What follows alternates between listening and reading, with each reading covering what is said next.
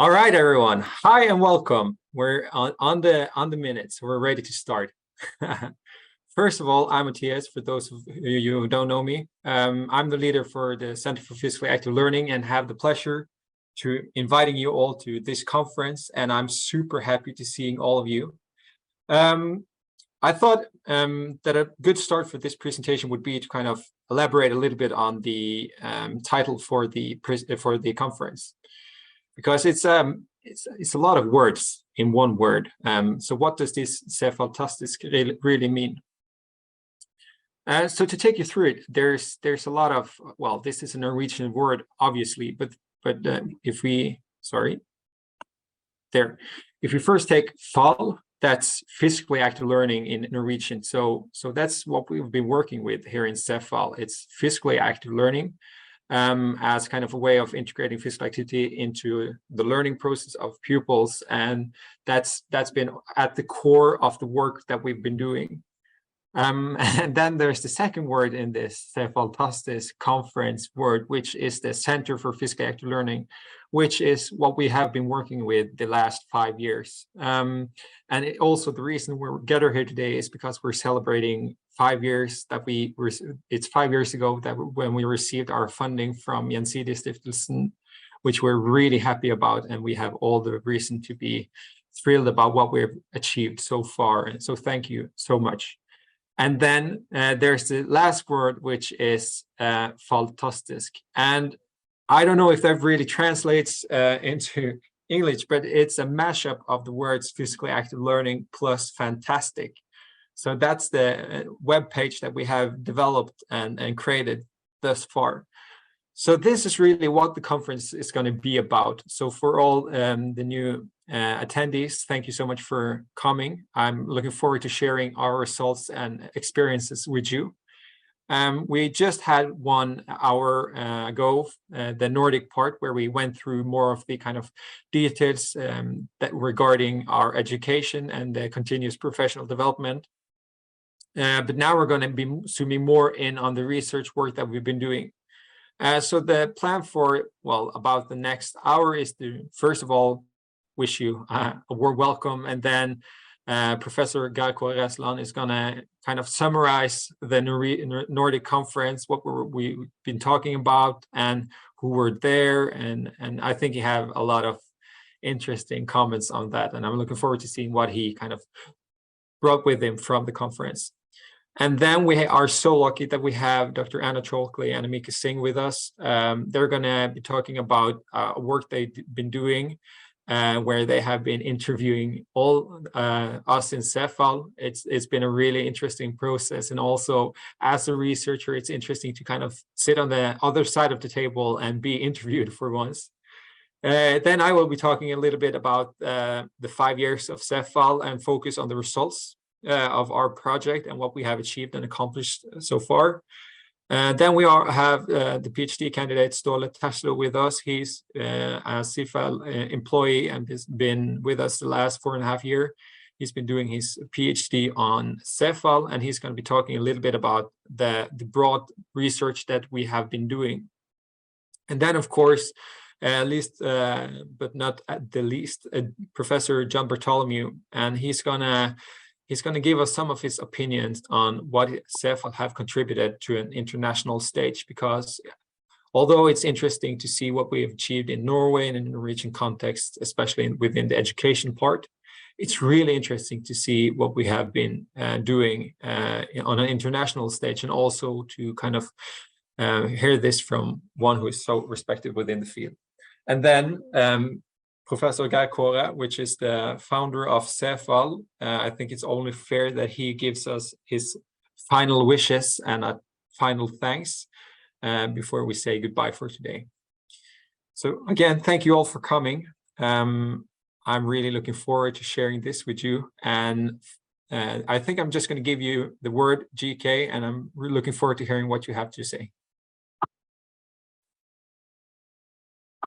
Thank you, Mathias.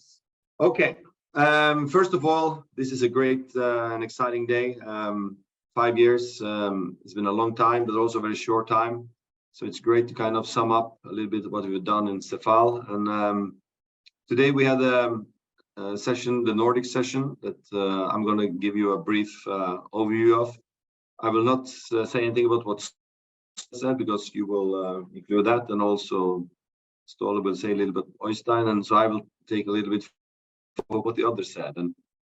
And in my short start was that I said that we need to kind of remember that what we are doing now here in Sefal stands on the shoulders of 20 years of work, all the way back to 2004 when I did my PhD, physically active learning with Lars Bo and Sigmund Andersen. And the only focus we had back then was public health. It was the only focus. There was no discussion about learning and education. But when we finished the project, the intervention school, Trudvang Skole in Sogndal, they said that they had tremendous results on blood pressure and VO2 max, but that's not really important for them. You should do another project where you focus on what we observed as positive changes, a better learning environment, better grades on national tests, and so on. So then we started the ASK study, Active Smarter Kids study, more than 10 years ago, with 4 PhD students and 40 masters and bachelor students, and 6 professors from Norwegian School of Sports Science in Oslo. And when we did that study, we learned a lot, and we published more than 40 papers internationally, and this was a cluster RCT. We did another cluster RCT together with the School of Sports Science, but also other universities in Stavanger and Agder. But after doing all these RCTs, we kind of did some experiences, and we came to a point where we said, maybe RCT is not the most optimal way to develop physically active learning in school. So we have some fantastic friends in the CDIC Foundation who gave us 4 million euros to start the Center for Physically Active Learning, where we work together with schools in another way, in a more equal thinking. And at the same time, we were lucky enough to do the Activate Classroom Teachers, is what ACT stands for, with our great friends in England and in Netherlands and in Denmark and in Finland and in Portugal, 6 countries. Very exciting study. So one thing from the research part that I would like to dwell a little bit about is that maybe RCTs are not always the most appropriate design in a PA school-based intervention. The main reason for that is that what we have experienced over time is that, say in the ASK study with 57 schools, we randomly put them in 2 groups, intervention and control. It's very difficult because all of those 57 schools are so different. Every school is unique. They are different in size, in type, in pupils and teachers and budgets, and is it in the districts, is it in the big city? How is the rector? How is the school leader in the municipality? How is the leadership? How is the schoolyard? How is the culture? How is the readiness for change? Every school is so different. It's very hard to generalize. And one of my strongest experiences after 20 years working with schools is they are not a lab. They are not a place you can control. They are uncontrollable in many ways because they are dynamic, they are very complex, and they are unpredictable. So schools are very, very demanding place to do research, to standardize and control. And one of the main conclusions we have now is that without teachers and school leaders buy-in, it's really hard to do a 1 or 2 year long study in schools. They need to be on board in every way. And also, so the anchoring and the ownership among teachers and school leaders are vital for all school projects. And we also have experienced over time that if the teachers and the school leaders don't find the projects meaningful and with a purpose, it's really hard to be successful. So this is one of the main conclusions that we have in Sefal. And we have been working for 5 years now to bridge the gap between university and the schools, elementary schools and secondary schools, through co-created knowledge and experience-driven innovative praxis, that we are working together as equals, and every voice counts the same. So one suggestion you can take with you is that maybe we should move beyond top-down policymakers or research-led school-based initiatives and projects, and acknowledge the importance of all stakeholders in the school system, and especially the teachers. They are really vital for us to do projects and scale up and create real change. So today we had the director of municipality when it comes to schools, Hilde Skjerven, which is also a member of the Sefal board. And we have two different rectors, Morten and John. And Morten has been a part of Sefal with two different schools. Their main conclusion was that Sefal has helped them and supported them by challenging the schools to be so that the teachers are each other's mentors, and to support and help each other. So the teachers must work together, co-creation also among the teachers, and they need to work in a team as a professional in a professional learning community. And the principals told us that you have to accept and expect skepticism from the teachers at the start, but this will change when they see that the project works. But it takes a couple of months, so it's hard in the beginning. And it's very important that the teachers challenge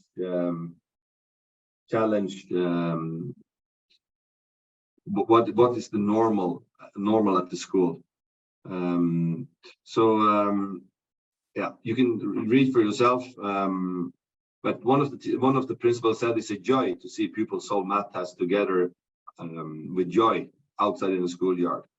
And it's kind of something that we have asked a lot of the teachers. Do you think students or pupils sit too much still in the classroom? Yes, everybody say they sit too much still.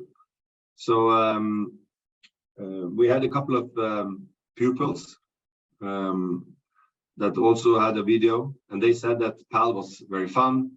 The students are glad that they have PAL. It's a new way of learning. It's another way of learning, so it's variation. They can easily remember what they learn when they do PAL compared to sitting still in the classroom. It's much better than to run around, be active, to be an active learner than sitting at the desk. It's boring to sit still so much. PAL, when they do PAL together, that makes the students talk more together, stronger relationships, and they think it's necessary to have PAL.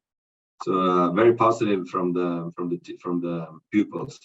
So Mathias, that was my 10 minutes. I'm looking forward to follow the rest of the session and listen to all the great speakers at the conference. All good. All good. Thank you so much, GK. I think it's really interesting to hear about your presentation. And, you know, one of our main things is that we always have been very interested in bridging the gap, as you're saying, between academia and elementary school. And I think we really highlighted that with your presentation, and also in the Nordic part, where we had teachers, principals, and pupils talking about their experiences with the Sefal education. It's been really interesting to have them and to listen to their experiences with PAL. So before I present or introduce the next speakers, I just want to urge everyone that's listening today to ask questions. If you have any questions, you can ask them in the chat.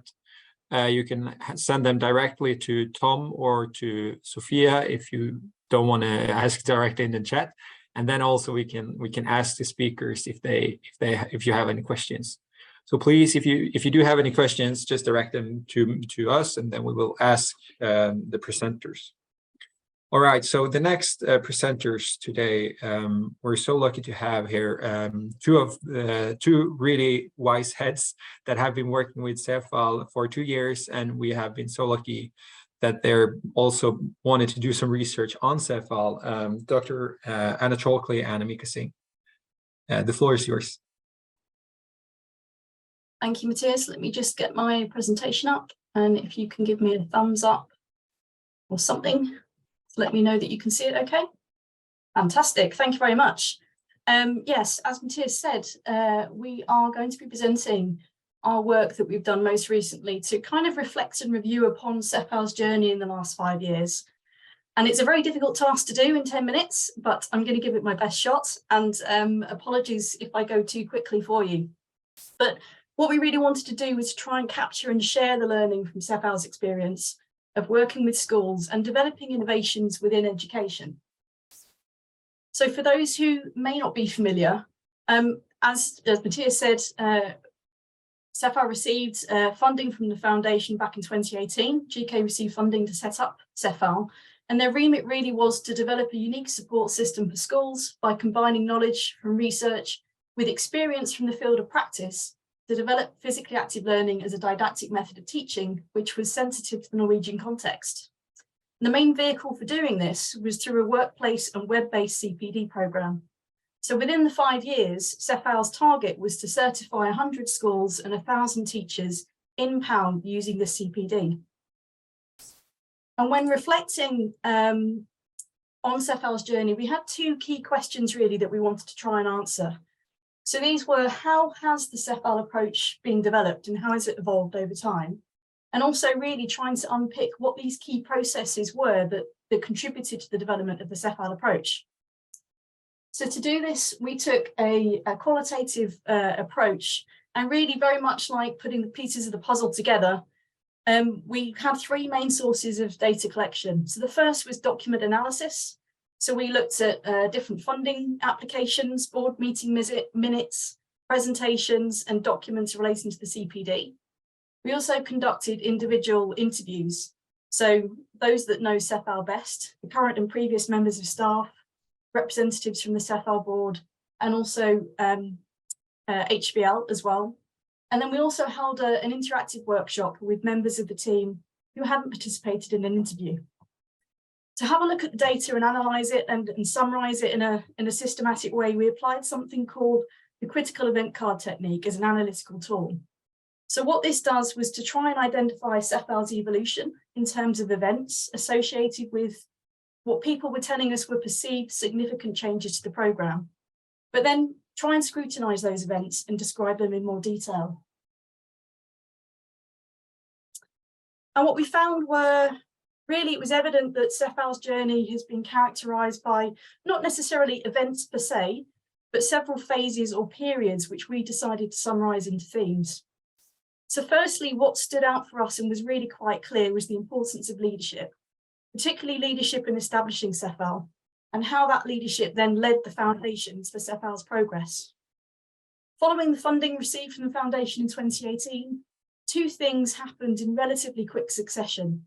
So the first one was the recruitment of 4 core members of Sefal staff, who were either teacher educators or teachers with a PAL background and had significant experience in working with schools.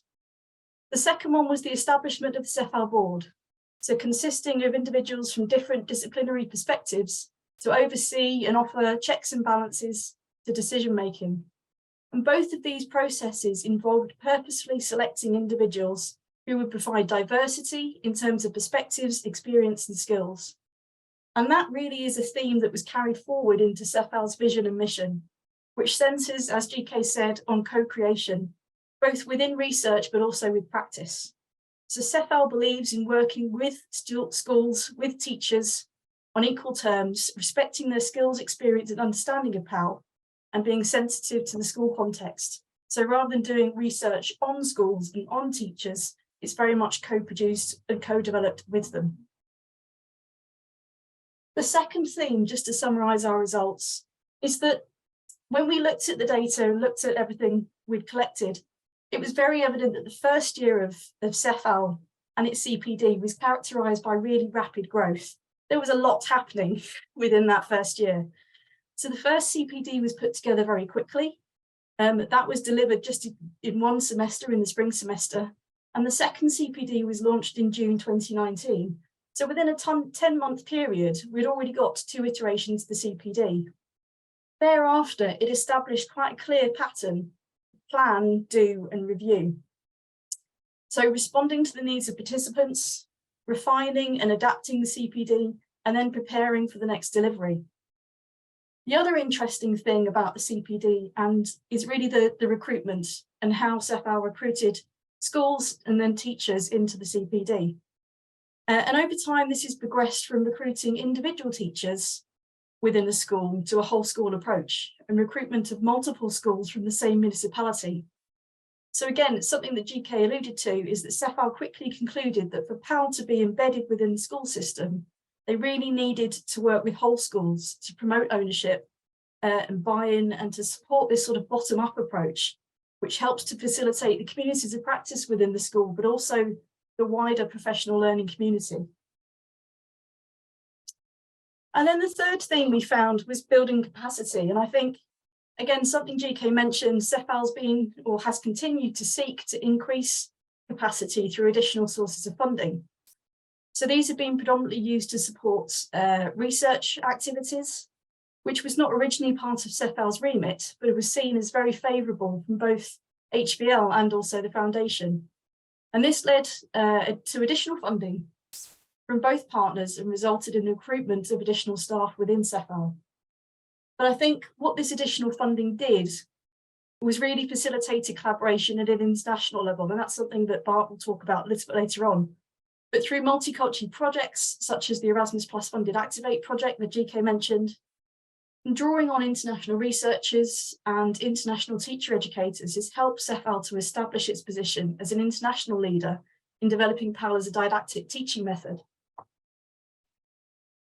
So just to kind of summarise really, what I wanted to do was highlight what we thought were some of the enablers which have been found to contribute to Sefal's success.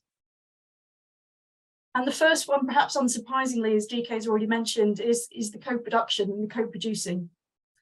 And Sefal, really value working with teachers and having them at the heart of everything that they do. And that is generating practice-led evidence relevant to PAL, but also fostering that integrated knowledge exchange through the CPD to ensure evidence-led practice as well. So it's not just one-sided. And this is by no means an easy thing to do. Don't get me wrong, the team have had their challenges over the years, but this is a core foundation upon which Sefal has been built. I think it's really important. Another enabler has been the autonomy that Sefal has experienced. And I think the type and amount of funding that Sefal has received has allowed it to act in this kind of flexible, free way, and has really expedited the processes within Sefal. So as the quote alludes to, it's really helped them to work at a pace and a manner which was not bound to tight controls, and work in a way that's been reciprocally beneficial both for the funder, for HBL, but also Sefal to deliver its remit. And then finally, the third reflection really is the transition, if you like, from working from an interdisciplinary, multidisciplinary, and then transdisciplinary way when thinking about physically active learning. And again, as GK presented, Sefal's origins really were from a single kind of discipline, very much a health and physical activity based perspective, but also cross-discipline work where PAL was viewed from the perspective of educationalists. But the adoption of co-production as a value established the coming together of multiple disciplines, each providing different perspectives on PAL. And this really was driven by real-world problems involving multiple partners and producing knowledge that was applicable to the real world. But more recently, what Sefal's done is trailblaze the integration of disciplinary contributions, and I think really has paved the way for transdisciplinary work in PAL.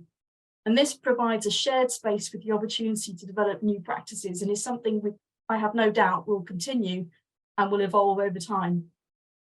So just to summarise, we really think that there are some transferable principles and learning associated with Sefal's journey, which will be useful for other organisations wanting to work in a similar way. And I've only really been able to provide you with a bit of a snapshot, but we have a paper that will be submitted and provide much more detail in the coming months. So hopefully we'll be able to share more with you soon.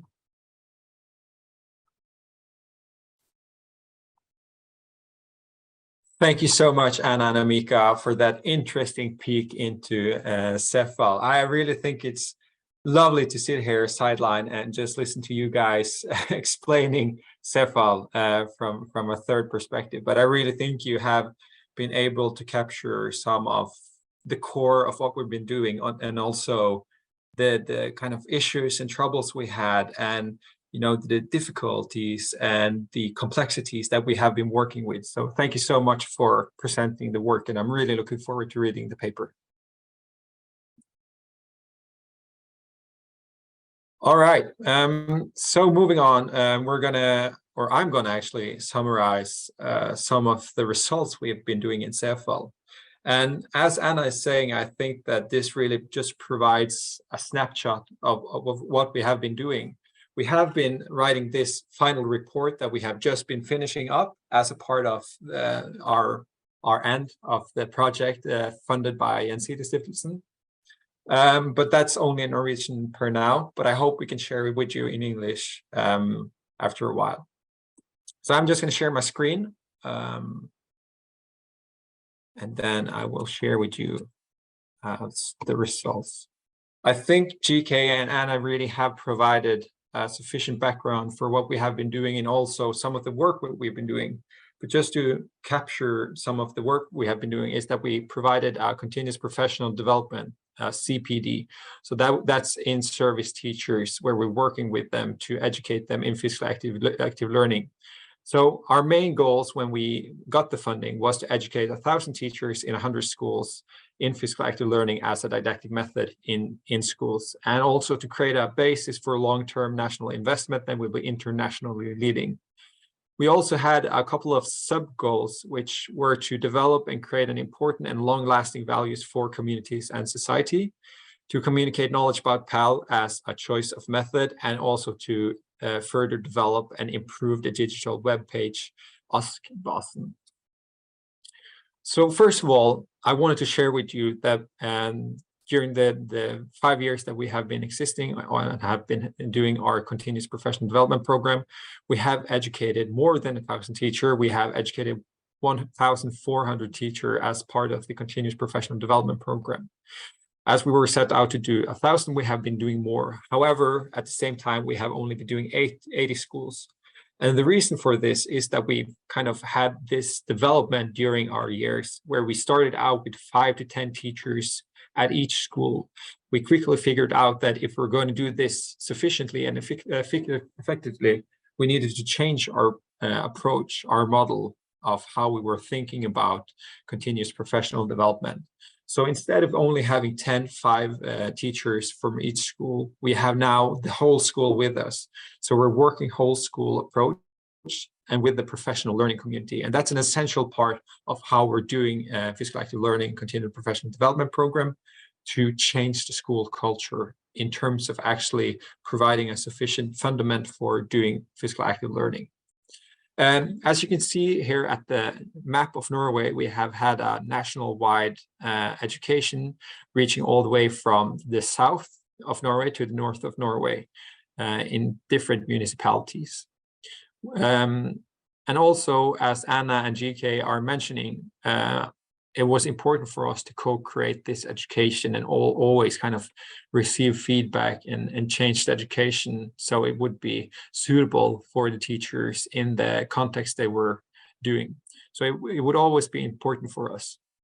So, but also we have had something that is called desentralisert kompetanseheving, which is a way of thinking about education, not with credits, but only as a way of doing continuous professional development without formally giving students the credit for it.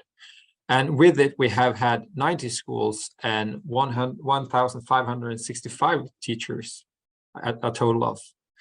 And also, one of our sub-goals was to disseminate physical active learning, and we've done that even though Sefal was not funded to do research, as Anna is also mentioning.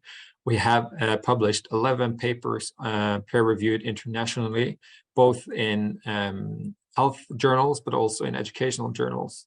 We have had in Nordic journals, but also we have had 7 conferences that Sefal have been arranging, both nationally and internationally. And we have also been disseminating our work more broadly in different conferences. One of our most important goals or aims was to further develop PAL as a teaching method. And we've done that through our continuous professional development, but also through our education. So what we have been doing is that we've been qualitatively interviewing teachers and observing teachers and receiving their feedback. And what we have discovered is that physical active learning as a teaching method may contribute to increased relationship or a better relationship between teacher and pupils, but also between pupils. And that's because they get to know each other differently.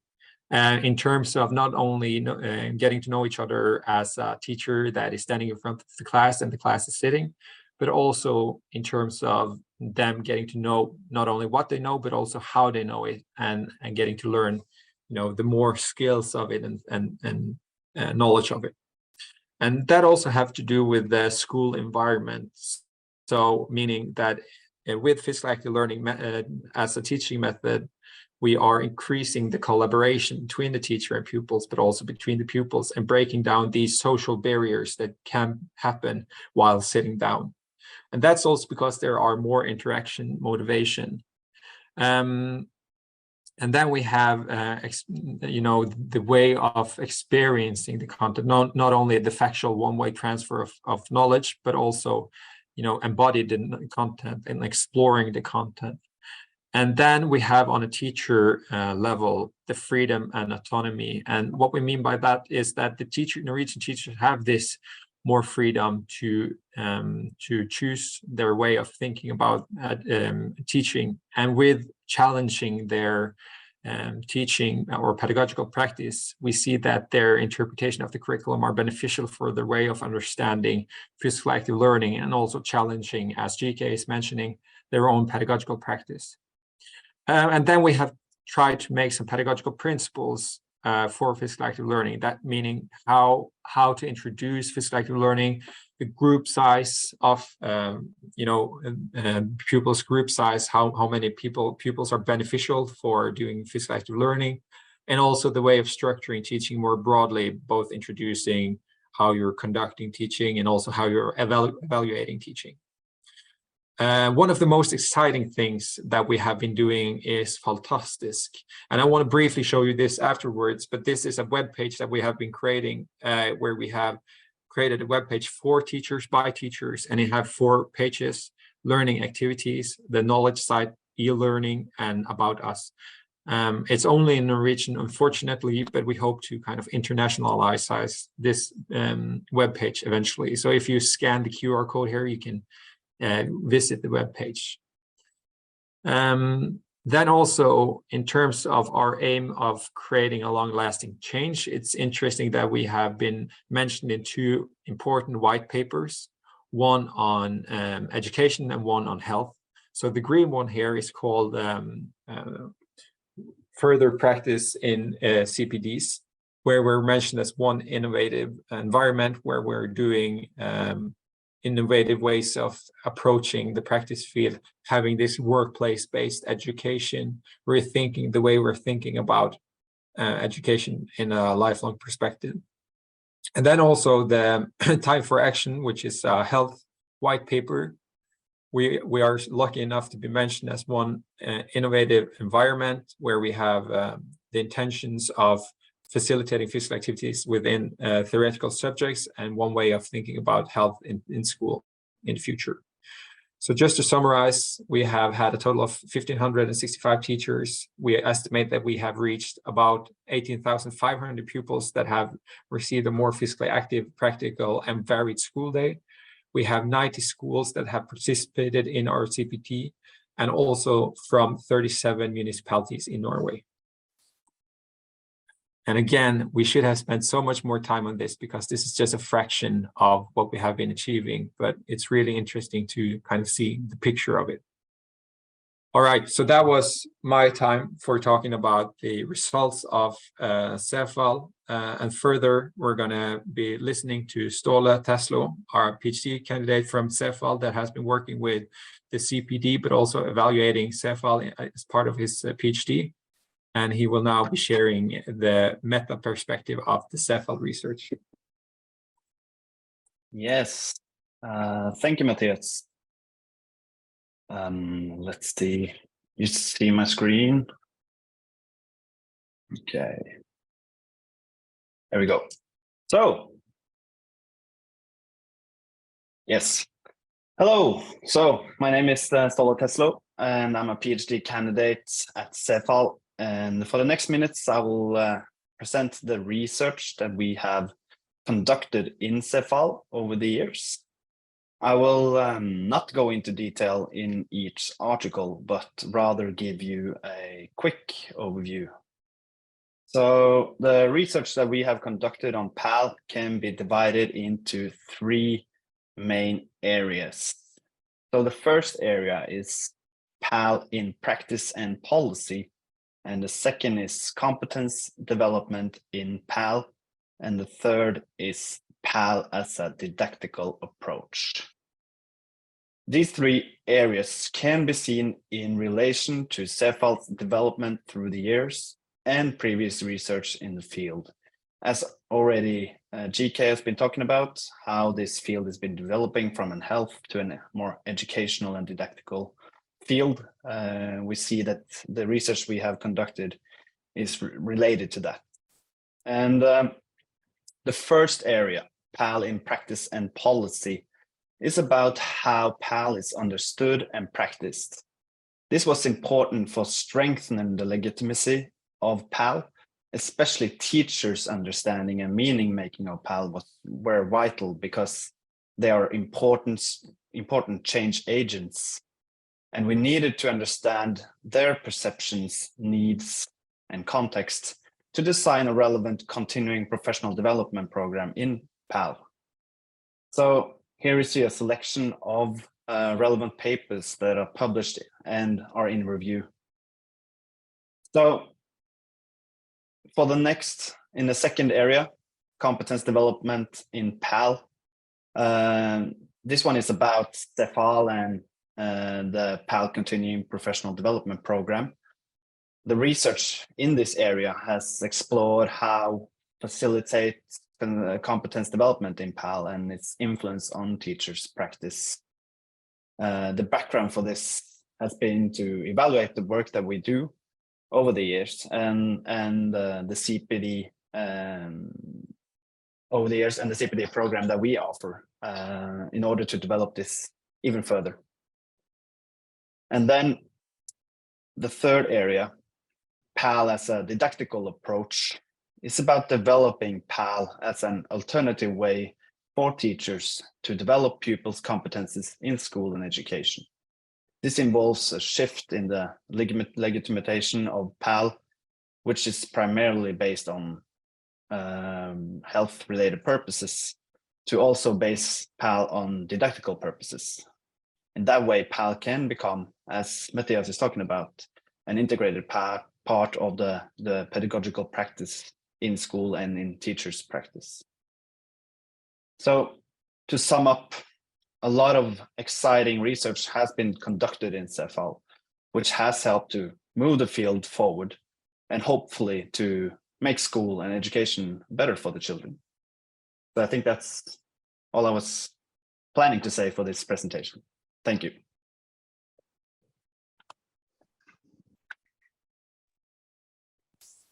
Thank you so much, Ståle. Again, I just want to emphasize that Sefal were really not funded to do research. We were funded to do our continuous professional development, but as part of our work, as Ståle is saying, but also a part of creating our fundament for development, the research work that we have been doing have been really important. And also worth mentioning is that we have these 11 papers published during our 5 years, but also that we have a lot of papers in the trajectory, and also that we have a lot of data that is collected in the Sefal project, both our research on the teachers and the principals. So I'm looking forward to seeing what the year will bring. Thank you, Ståle. So Bart, now it's your turn to kind of give us your perspectives on what Sefal have been contributing to the international stage. Thank you very much. And I see that, we're running a little bit ahead. Does that mean that I get the extra 4 minutes, or that I need to save this for GK and his grandiosity at the end of the talk? It probably makes sense to save these for GK. So I will get started. So when I think about this, obviously Sefal had as a core mission to increase the infrastructure and capacity to support physically active learning in Norway. And there's no question that it's been successful in this mission. But, you can almost think about this as a rock that is tossed into a pond, and the ripple effects that come from that and the impact that it has across the world. And I want to think about this idea of infrastructure, because ultimately at the beginning of this is really thought about as an infrastructure grant, right? How do we build the infrastructure for physical activity? Now, how does that carry on internationally? And the first level of this is, I think, the most obvious one, which is about the infrastructure with regards to resources, the web-based training, the continuous professional development, the active learning lessons that can all be accessed from the web anywhere in the world. This came both from the work in Norway that happened with Sefal, as well as internationally with the Activate project funded by Erasmus+. And I think this contribution has been especially useful in lower resourced countries. In fact, we had the last conference for Activate in Bergen last year, and it was remarkable to me, the number of folks that came from Brazil and had picked this up and had been able to utilize this in a country that, again, is lower resourced and might have a more difficult time being able to fund this level of work. And so I thought that was fantastic. And I think that this has a significant impact that should be celebrated. But I think there's two other areas that will likely live on to a greater extent and have broader impact. And one is the change in infrastructure with regards to people. One of the things that Anna talked about was the importance of the founding of Sefal and the philosophies that sort of underlie that that emanated from GK, the founder. And one of the things that is interesting about GK that is also often overlooked is that he constantly seeks improvement. And while a lot of us do that and are open to improvement, GK seeks out and develops relationships that he thinks will provide that feedback and that commentary back to him in terms of the work that he's doing so that he can strengthen what he does. And I think that is exceedingly rare. We all try to develop international relationships where we might be able to work with other people and feel good about ourselves and what have you, but he seeks out criticism very intently, and he has done so and created connections in the US, Canada, Finland, Ireland, Denmark, the UK, Australia, the Netherlands. I mean, it's unbelievable. Anybody who publishes really good work tied to physically active learning in the world has probably gotten an email or a phone call from GK to talk at a conference or to visit and to give some feedback. And I think that has, as a result, Sefal has really been an incubator for these relationships and these international relationships where we could come together and be able to have discussions about the future of physically active learning and how do we move this research to the next level so that it can have more of a direct impact on teachers and that it could be more scalable at a national level. Because when we started this project, when Sefal began, those were the challenges that were being discussed. And I think building this community has had an enormous impact, not just for the individuals who have been part of these discussions over the last few years, but now our graduate students. And you see today that there are doctoral candidates that are presenting as a part of this who have been here and will carry that research forward. I have a student who, because of this project, will end up spending some of the fall working in the UK to be able to get training. And I think these types of relationships are really important, and we shouldn't underestimate the international impact and the capacity building that has happened amongst individuals as a result of that. And then thirdly, and I think the thing that is probably least appreciated is that this community and this opportunity to come together and talk has created breeding grounds for ideas about physically active learning and as GK said, when we began this research, we started it from a public health model. Basically, we knew children were inactive, and you look around and they seem to spend a lot of time at schools. And so schools make sense as a place to be able to do intervention work.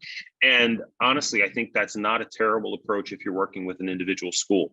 But when you try to expand nationally, when you try to disseminate this to other countries and to other areas, that you find out very quickly that you require partnerships with teachers, with administrators, public-private partnerships, federal partnerships, to be able to understand this, because schools exist at multiple levels and we need to work across multiple levels to be able to make this happen. And I think a lot of the early thinking at Sefal was coming about at an inflection point that was happening internationally about how to achieve this and how to make this happen. And I think Sefal was one of multiple groups that was having this discussion, but they provided a model for working within continuous professional development that was not common, and gave us ways to think about co-production, partnerships, with true partnerships with teachers and schools to be able to move that forward. Now, that is not actually the underestimated thing. The underestimated part is, and I think the most unique thing that has been contributed, has been the philosophical impact of Sefal in thinking about the underpinnings of pedagogy and how we integrate movement into that, and why that is important and interesting and a useful didactic approach. I will tell you, when I was a graduate student, we were not particularly interested in meaning making as an outcome or something that we would talk to people about, right? We were trained in VO2 max tests and simple questionnaires. That type of qualitative research was not something that was widespread, at least in the training that I received. And I know that's a case for a lot of my contemporaries. And so this is a really fundamental shift to think about the philosophy of what goes on. Oystein has been critical in sort of beginning that process and having those discussions. And I know Mathias's recent work has been extending that really quite nicely, along with a number of other individuals there, to really dig into how do we understand how physically active learning and how movement integrates with broader pedagogies and didactic approaches. And if we are going to have long-term impact and we are going to impact how teachers are trained, then we need to have those philosophical underpinnings to be able to support that and to be able to move that forward. And I will tell you, that is going to have, that work is really going to be critical in advancing this work internationally. And so as I think about sort of Sefal and reflect back on it, it's clear that there's been a huge impact on just sort of the infrastructure for lessons and how to do continuous professional development and what have you. That's clear. A clear impact on bringing together a community of scholars from multiple countries to be able to work together and think about things, but then also laying this foundation of sort of core philosophy of pedagogy and movement broadly, that I think is critical in our efforts to be able to move forward. And for that, I would say, I think that they have much to be proud. And I will close at that point and cede my time to GK. Thank you so much for some really nice words, Bart. I really appreciate your perspectives and also what we have contributed to the international stage. I don't want to spend too much time talking because I know we have the funder with us or in the room, and we also have GK ready to say some words. So I just want to give you the word, GK, and yeah, thank you, Bart. Thank you, Bart. Can you hear me? Yeah, thank you, Bart. And thanks for the nice word. I will buy you a beer tomorrow in Göteborg when we are heading up for dinner there.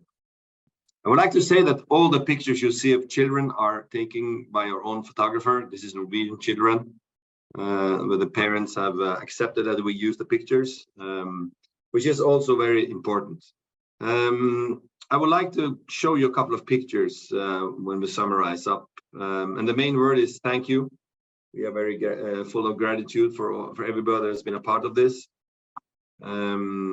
First and foremost, a big thank you to our friend in Oslo, and I'm happy to say that I'm in Oslo today in Gjensidige Foundation's building here in Oslo. Without them, there will be no Sefal. So you see one picture 5 years ago, and you see a picture from today. So both me and Ingrid has grown and learned and developed together. It's been to have a friend who give you 4 million euros and say, let's do this. It's just unbelievable. So thank you. And also a big thank you to the board. They've played a vital role in Sefal.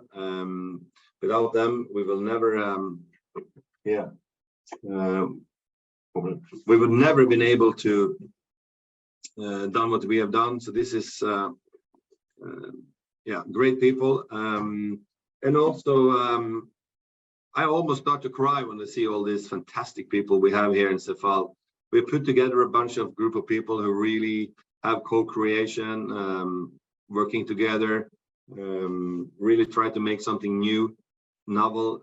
So thank you, everybody. And an especially big thanks to our academic friend, Amika, Andy, Miranda, Anna, and you, Bart. The reason why these four are in the pictures is they have been employed by Sefal. And Anna has been employed 100% the last 2 years and are now writing tons of papers that puts us out on the international field, which is also very important. The picture to the right was a picture we took in Leeds a couple of years ago when we were together with a lot of teachers and principals or head teachers, as you call them in the UK, and researchers. Both me and Amika and Bart were there. That resulted in a great paper, a new network and new friends. And also, of course, the pupils, as we say in UK, or students, as we say in the US. I think the primary reason why we're doing this is that we have all experienced being students, pupils. We have all been experienced sitting still for too long. We all feel that we can learn better. The teaching is varied and embodied and so on. So I think the main reason and the main driving force for me is with any doubt all the kids. To see all those kids happy, to see the kids really enjoy a more varied, active school day is for me the ultimate thank you. So I've been traveling around to almost every single Sefal school the first 3 years, and to see all the kids in action in schools is really, it touches my heart at least. And also the Sefal teachers, we have challenged them and we have worked together with them, and they really put in a lot of work. It's hard to change. It's hard to do something different. It's hard to go from the comfort zone to developing zone and turn things around, but they have really done a great job. So this is one picture from a school close to Trondheim, and really positive environment. And also I like this picture because this is Bjarte, the guy who told us that ASK was a failure because we didn't ask him what was important when we did studies. You can't only measure blood pressure and VO2 max. It's not really what we are looking for, he told me after we did the study. Urged us to have a much broader perspective on our research, and Nikolai was essential in Sefal when we started up 5 years ago. Really was the funder of how we build things together with the rest of us. I think there's many people to thank, and obviously also young Mathias here, 27 years old, leading Sefal, and obviously the Sefal core people, as we call them, Tom and Marian and Hege and Nikolai, who have done most of the work, and our eminent PhD students, Ståle Neustein and everybody else. Holy crap, have I forgot somebody now, Mathias? Who's going to be angry? I think you summarized everyone. Yeah. So, Mathias, I'm going to give you the last 2 minutes to finish off. All right. So thank you, GK. Thank you, Bart. Thank you, Anna. Thank you, Amika. Thank you, Ståle, for presenting here today. We really appreciate your effort, and also thank you for everyone that's been listening. We really appreciate you and everyone that has contributed to Sefal. And then, of course, a special huge thanks to Gjensidige Stiftelsen, which made everything possible. If you have any questions or wonder about anything, just please send us a message. We are more than happy to discuss this in the future, and we're looking forward to what more we can bring to both the national and international stage. So thank you, everyone, and thanks. Bye-bye. Thank you all. Take care. Thank you so much. Bye-bye.